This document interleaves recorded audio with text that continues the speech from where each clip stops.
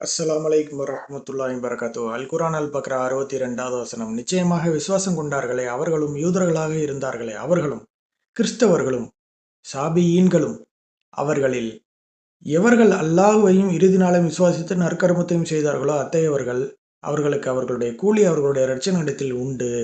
மேலும் அவர்களுக்கு அஹ், உலகில் எதை விட்டு செல்கிறார்களோ அது பற்றி அவர்கள் கவலை அடைய மாட்டார்கள்.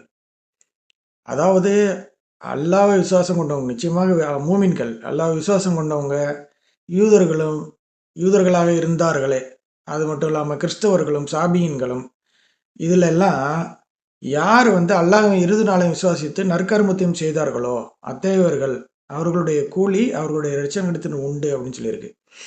அதாவது விசுவாசம் கொண்டவர்களுக்கும் சரி, யூதர்களோ கிறிஸ்தவர்களோ சாபியன்களோ யாராக இருந்தாலும் சரி, இதில் யார் மூமின்கள்னா அல்லாஹ்வை தானே விசுவாசிப்பாங்க அப்படின்னு நம்ம நினைக்கிறது போக, அல்லாஹ் இதில் என்ன குறிப்பிட்டு சொல்கிறான், இதில் எல்லாமே அல்லாஹ்வுக்கு தான் தெரியும் யார் யார் நன்மை செய்கிறா யார் தீமை செய்கிறான்ட்டு.